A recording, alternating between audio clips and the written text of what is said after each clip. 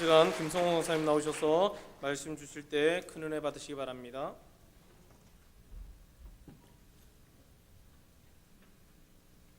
설교를 시작하기에 앞서 먼저 상처받은 얘기를 먼저 하도록 하겠습니다. 화장실에서 이제 손을 씻고 나오는데 누가 이제 아는 분을 만나게 해서 반가워요 라고 인사를 했습니다. 인사를 하고 나니까 안경을 왜 안 쓰세요? 이러시는 거예요. 그러면서 하는 얘기가 이상해요 라는 얘기를 했어요.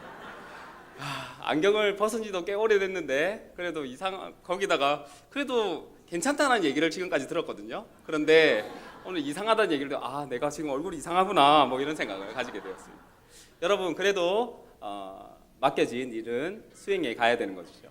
마음의 상처를 받았고 마음에 좀 무거움이 있지만 그래도 내가 맡겨진 오늘의 설교 시간은 능히 감당해야 된다라고 생각을 합니다. 이것이 사명입니다. 사명은 맡겨진 일, 그것을 감당하는 것이 사명입니다. 그렇다면 우리가 하나님께서 우리에게 주신 그 사명은 무엇일까요? 그것을 한번 이 시간에 생각해 보겠습니다. 미국에서 토크쇼 여왕으로 불리는 오프라 윈프리, 여러분 다 알고 계시죠? 제가 TV로 한번 오프라 윈프리 그 쇼를 한번 보게 되었는데 그때 있었던 얘기가 있어서 한번 말씀을 드리겠습니다. 꿈은 이루어진다라는 주제로 깜짝 쇼를 열었습니다. 형편이 어려워서 고물차를 바꾸지 못한 사람들에게 새 차를 선물하기로 미국 전역에 새 차가 꼭 필요한 사연에 대해서 사연을 적어서 보내주세요라고 요청을 했고 수많은 사연이 오게 되었습니다. 276명이 이제 냈고 276명이 냈는지는 모르겠는데 그 사람들이 선정되어서 이제 쇼에 참석하게 된 것이죠. 오프라 윈프리는 방청객 중에 11명의 이름을 부르면서 그 사람들에게 차키를 하나씩 주었습니다. 3천만 원 정도 되는 차에 차키를 주었다고 합니다. 그리고 12번째 사람을 부를 때가 되었을 때 그때는 오프라 윈프리가 모든 사람들에게 조그만 상자를 하나씩 나누어 주었다고 합니다. 그 상자에는 무엇이 들어있었을까요? 자동차 키가 들어져 있었던 것입니다. 그러면서 이제 그중 하나에는 마지막으로 드리는 12번째 자동차 열쇠가 들어있습니다 라고 오프라 윈프리가 외쳤습니다. 열어보았더니 정말로 자동차 키가 하나씩 들어있는 것이에요. 그러면 몇 사람이 자동차를 받은 것입니까? 276명의 모든 사람들이 자동차 키를 받게 된 것입니다. 사람들은 좋아했을까요? 싫어했을까요? 너무나 좋아했죠. 맙소사 고맙습니다. 너무나 기뻐했습니다. 그녀는 수많은 사람들에게 웃음과 꿈과 희망을 지금도 심어주고 있다라고 얘기합니다. 그런데 이러한 사람이 옛날에는 어떠한 삶을 살았냐면 불행한 과거를 살았습니다. 그녀는 작은 시골에서 사생아로 태어났습니다. 어린 시절 엄한 할아버지와 할머니 에스라에서 자랐고 그녀의 어머니는 파출부로 일하고 그리고 9살 때 삼촌에게 처음 성폭행을 당했다고 합니다. 몇 명의 친척들과 주변인들에게 성폭행을 당했고 그리고 14살의 나이에 아이를 낳게 되었습니다. 그 낳은 아이도 몇 달이 안 돼서 죽었습니다. 그녀는 마약에 손을 대었고 비만으로 고통을 당하기도 하였습니다. 그러나 그녀는 이 모든 악조건을 극복해서 미국을 움직이는 가장 영향력 있는 100명 중에 1위로 선정되기도 했고 하포 엔터테인먼트 그룹의 대표이고 그리고 지금은 잘 살고 있다라고 합니다. 이렇게 된 그녀의 힘의 원동력은 가난과 아픔을 자신에게 준 하나님의 사명으로 받아들일 수 있기 때문이었다고 합니다. 그녀는 성경을 보면서 모세를 자신의 삶의 모델로 삼았습니다. 자신이 오프라 윈프리가 쓴 책에 이것은 사명이다라는 책이 있는데 그곳에서 4가지 사명을 말해주고 있습니다. 첫 번째, 남보다 더 가졌다는 것은 축복이 아니라 무엇이라고요? 사명이다. 남보다 아파하는 것이 있다면 그것은 고통이 아니라 무엇이라고요? 사명이다. 아파본 사람만이 아픔을 겪은 사람에게 봉사할 수 있기 때문이다.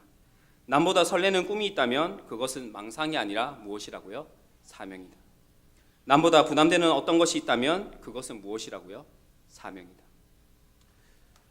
바울은 이렇게 고백합니다. 나의 달려갈 길과 주 예수께 받은 사명 곧 하나님의 은혜의 복음을 증거하는 일을 마치려 하면은 나의 생명을 조금도 귀한 것으로 여기지 아니하노라. 여러분의 사명은 무엇입니까? 하나님께서 우리에게 주신 사명은 그냥 하늘에서 갑자기 뚝 떨어지는 사명이 아닙니다. 이 사명은 태초부터 지금까지 연결되어져 계승되어 온 사명입니다. 우리의 윗대의 선배들도 알고 있었고 그 윗대의 선배들도 알고 있었고 믿음의 모든 조상들이 알고 있었던 그것을 오늘 생각해 보려고 합니다. 사명은 맡겨진 임무라고 말씀드렸습니다. 어떤 일이 있더라도 그 일은 수행되어져야 되고 행해져야 되는 일입니다. 그렇다면 이 시대에 교회에서 맡겨주신 임무는 무엇이겠습니까? 저와 여러분에게 하나님께서 맡겨주신 그 임무, 그것은 무엇입니까? 세대라는 말이 있습니다. 어린아이가 성장하여 부모의 일을 계승할 때까지 약 30년 동안의 기간을 세대라고 부릅니다. 세기라는 말이 있습니다. 세기는 무엇일까요? 100년의 단위로 하는 기간을 얘기합니다. 지금은 몇 세기입니까? 20세기입니까? 예, 21세기입니다. 포스트 모던 시대라고 얘기를 하고, 그리고 어느 분은 시간의 향기를 잃어버린 시대라고 얘기를 합니다. 사람이 순간순간 열심히 살아갈 뿐 그 이상의 의미를 만들지 못한다라는 의미가 시간의 향기를 잃어버렸다는 시대에 들어가 있습니다. 열심히 살아가는데 그 열심이 무엇을 위한 열심인지 모른다는 것이죠. 예배를 가지고 한 가지 예를 들어보겠습니다.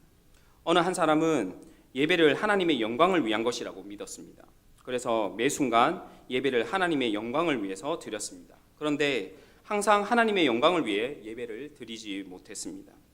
그리고 어느 날에는 정말 하나님께 영광을 올려드렸다라고 고백할 정도로 그런 확실한 믿음 속에서 예배를 드렸고 그러한 고백을 하였습니다. 그리고 하지만 어느 때는 이 사람은 정말로 내가 오늘은 예배를 하나님께 영광을 돌려드렸는가? 이러한 의심이 들 정도로 예배를 정말 못 드린 것 같다, 이런 생각을 가지기도 하였습니다. 이 사람은 항상 예배 때 어떻게 하나님께 영광을 돌릴 것인지 고민하고 반성하며 예배를 드렸습니다. 이 사람이 하고 있는 것은 지금 무엇입니까? 이 사람이 하고 있는 것은 예배를 통해 하나님과 자신과의 이야기를 만들어가고 있는 것입니다. 다시 말하면 예배 시간에 향기를 불어넣고 있다라는 말입니다. 또 다른 사람이 있습니다. 그 사람도 예배를 드렸습니다. 오늘 은혜롭게 예배를 드렸습니다. 그것이 끝입니다. 오늘은 별 느낌 없이 예배를 드렸습니다. 그것이 끝입니다. 오늘은 시간이 없어서 예배를 드리지 못했습니다. 그것이 끝입니다. 예배를 열심히 드렸습니다. 그것이 끝입니다. 예배를 드리는 사람이 예배 속에 아무런 의미 없이 예배를 드린다는 것을 말씀드리고 싶은 것입니다. 그 사람의 예배 속에는 무엇이 없다고 얘기할 수 있을까요? 향기가 없다라고 얘기할 수 있습니다. 의미가 없는 것입니다. 저는 포스트 모던 시대, 그리고 시간의 향기를 잃어버린 시대를 사명이 없는 시대라고 오늘 표현하도록 하겠습니다. 그렇다면 이 시대의 사명은 무엇일까요?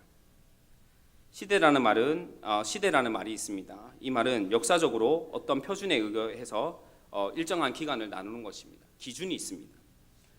여러분 혹시 역사를 이렇게 두 부분으로 나눈 것을 들어보신 적이 있습니까? 선사시대, 역사시대. 들어보신 적 있으시죠? 선사시대는 무엇이냐면 인류가 문자를 발명해 역사를 기록하기 이전의 시대, 그러니까 문자가 없는 시대를 선사시대라고 얘기합니다. 그렇다면 역사시대는 무엇일까요? 사람이 글자로 글씨를 새기고 정보가 주어지는 그때를 역사시대라고 부릅니다. 우리는 또 예수님을 기준으로 해서 시간을 나눌 수가 있습니다. 어떻게 나눌 수 있을까요? 예수님 이전 시대, 예수님 이후 시대로 나눌 수 있습니다. 그것이 영어로 하면 뭐가 됩니까? BC, 그 다음에 AD는 라틴어죠. Before Christ, Anno Domini. 그래서 예수 그리스도 이전, Before Christ, 그리고 Anno Domini. 그것은 예수 그리스도 이후의 사건. 그렇게 나눌 수가 있습니다. 우리는 역사 시대를 살고 있습니다. 문자로 기록되고 정보가 주어지고 여러 가지 것들로 정보를 알 수가 있습니다. 그리고 예수님이 오신 이후의 시대를 우리가 살고 있습니다. 교회에서 세대마다, 세기마다, 시대마다 계승되어야 될 것이 있습니다. 그것이 무엇이냐면 사명이라는 것입니다. 이 시대의 사명은 갑자기 이 시대에 생겨난 것이 아닙니다. 세대마다 전해져 내려온 것이고 세기마다 전해지는 것이고 그리고 시대마다 계승되어 온 것입니다. 사명은 세대와 세기와 시대를 통하여 우리들에게 계승되었습니다. 여러분의 선배들을 통하여 여러분의 믿음의 선배들을 통하여 여러분이 받은 사명은 무엇입니까? 여러분의 부모를 통하여, 여러분의 믿음의 선조들을 통하여 여러분이 받은 그 사명은 무엇입니까? 한번 생각해 보시길 바랍니다. 그렇다면 사명이 무엇일까요?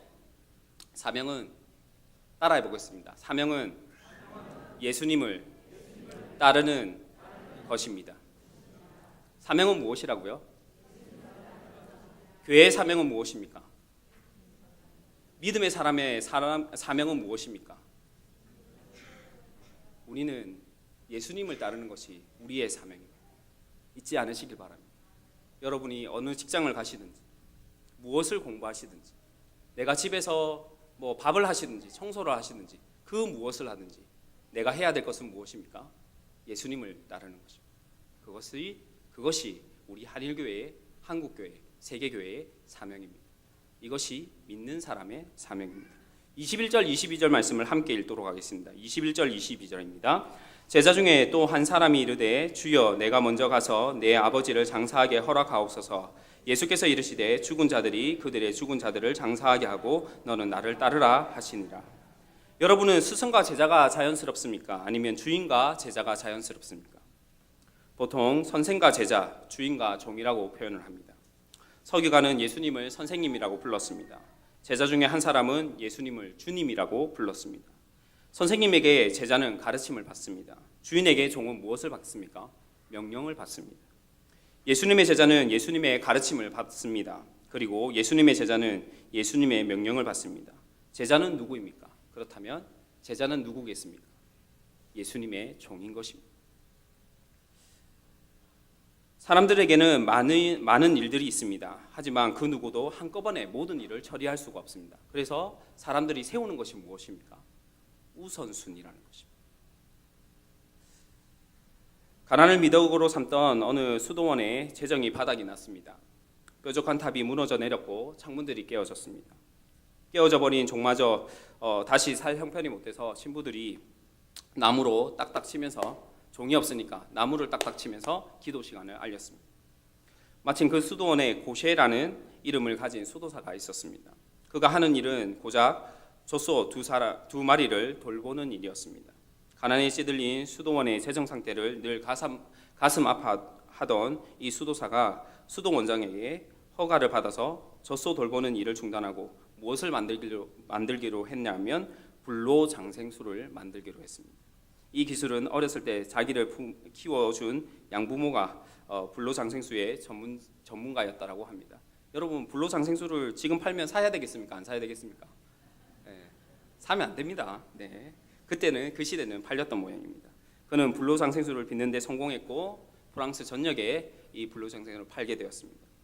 불로장생수는 불티나게 팔려나갔고 가난에 시들었던 수도원은 하루아침에 동방석에 앉게 되었습니다. 수도원의 건물은 웅장하게 고쳐졌고 뾰족탑은 하늘을 찌르듯이 높아졌습니다. 고셰는 그 공적으로 신부의 서품을 받기도 했습니다. 그런데 어느 날 저녁 신부들이 모두 모여 경건하게 저녁 미사를 드리고 있을 때 갑자기 누군가가 뛰어들어 괴성을 지르며 혀 꼬부라진 소리로 노래를 부르기 시작했습니다. 이 사람이 누구였을까요? 불로장생수로 만든 고셰라는 수사였습니다. 그는 자신이 만든 불로장생수가 잘 빚어졌는지 확인하기 위해서 매일 그 수를 시험하다가 어떻게 됐겠습니까? 알코올 중독자가 된 것입니다. 여러분 조심하셔야 됩니다. 잘 될 때 조심하세요. 경건하게 미사를 드리는 신부들은 술 주정을 하는 고셰에게 사단아 물러가라 외치면서 그를 밖으로 끌어내버렸습니다. 고셰는 성당 출입에 금지당했고 주조장에서 불로장생수만 빚으면서 거기에서 혼자 기도하기를 명령받았습니다. 주조장 밖으로는 나갈 수가 없고 매일 술을 빚고 시음하면서 알코올 중독으로 살았습니다. 그런데 어느 날 수도 원장이 주조장을 찾아왔을 때 이 고셰가 이제 수도 원장에게 요청을 합니다. 이제 술을 그만 만들겠습니다. 그리고 제가 전에 했던 젖소 돌보는 일을 다시 맡을 수 있도록 해주세요. 수도 원장님 뭐라고 얘기했겠습니까? 이렇게 얘기했습니다. 자비로운 주님께서 모든 것을 책임질 것인지 아무 염려 말고 소신껏 수도원을 위해 열심히 불로장생수만 빚으라고 말을 했습니다. 술은 날개에 돋친 듯이 팔려갔고 수도원은 쉴 틈 없이 돈을 긁어 모았습니다. 매일 미사가 끝날 때는 수도 원장이 이렇게 기도했습니다. 우리 수도원을 위해 봉사하고 있는 사랑하는 고시의 신부를 위해 기도합시다. 바로 그 기도 소리를 들으면서 고시의 수사의 영혼과 육체는 주저장 안에서 서서히 죽어가고 있었습니다. 프랑스 작가 알퐁스 도데가 쓴 고시의 신부의 불로장생수라는 꽁트의 이야기입니다. 도데는 사명과 본질을 잃어버린 당시의 종교를 질타하고 싶었던 것입니다. 사명이 있으면 우선순위가 흔들리지 않습니다. 어떤 상황에 있어도 사명이 있으면 그 우선순위가 흔들리지 않는 것입니다. 여러분, 우리의 우선순위는 무엇이 되어야 합니까? 하나님의 영광이 되어야 합니다. 하나님의 영광을 위해서 살기 위해서는 어떻게 해야 되겠습니까? 예수님을 따라야 합니다. 그것이 예수 그리스도를 향한, 그리고 하나님의 영광을 위한 삶입니다. 제자의 요청은 너무나 당연해 보입니다. 아버지가 소천했습니다. 아들이 해야 할 일은 아버지의 장례를 치르는 것입니다. 유대인들은 죽은 자를 24시간 안에 매장시켜야 했습니다. 이것은 분명히 아들의 의무입니다. 어떤 사람은 장사하게라는 표현이 죽을 때까지 돌봄이라고 해석을 가능하다고 합니다. 이 주장을 받아들이면 제자의 한 말의 의미는 아버지를 먼저 잘 모신 후에 제가 예수님을 따르겠다는 말이 됩니다. 제자의 아버지의 임종 직전에 있는 분이라 예측할 수 있고 바른 우선순위 같이 보입니다. 하지만 다른 한편으로 이 말은 아버지가 돌아가시기 전에 제가 예수님을 따르지 못합니다라는 의미입니다.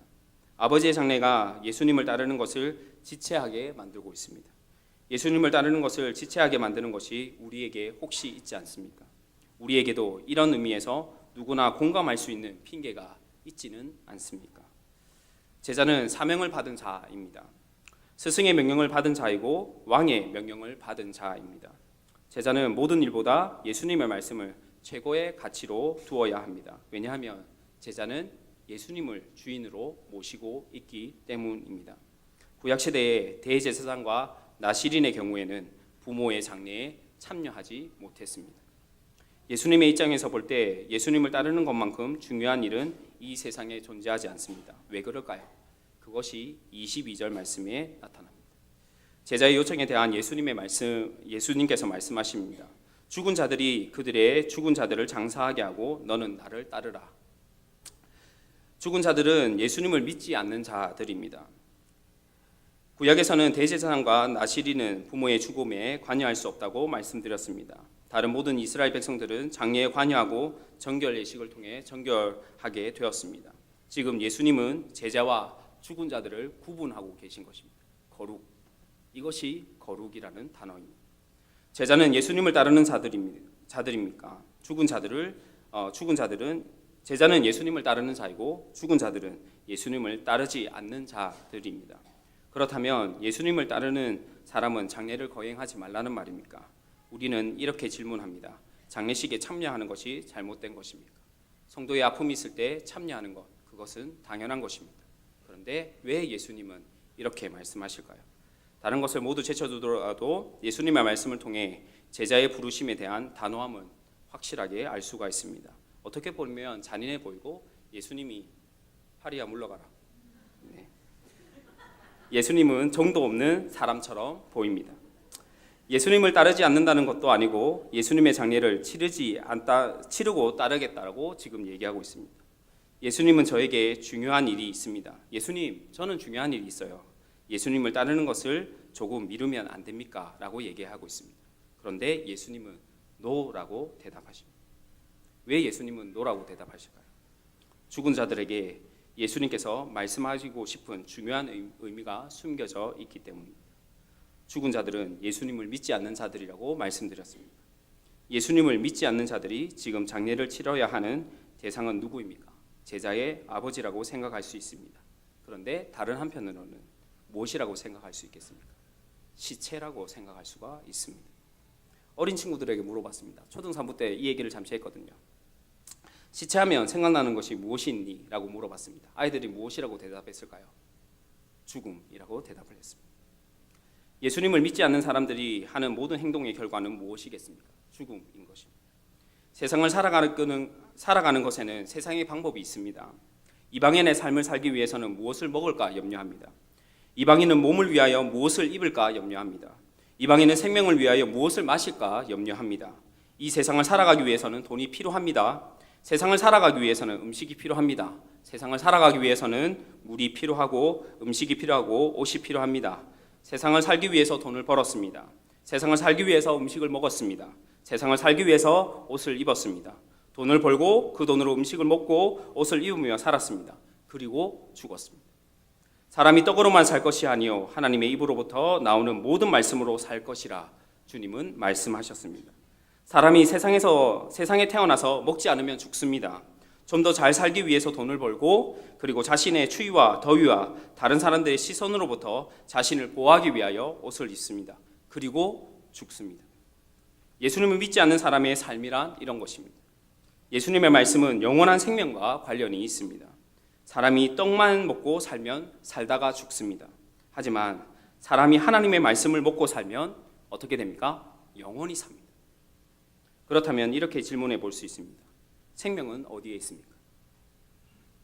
나는 부활이요 생명이니 나를 믿는 자는 죽어도 살겠고 무릇 살아서 나를 믿는 자는 영원히 죽지 아니하리니 이것을 내가 믿느냐? 누가 생명이십니까?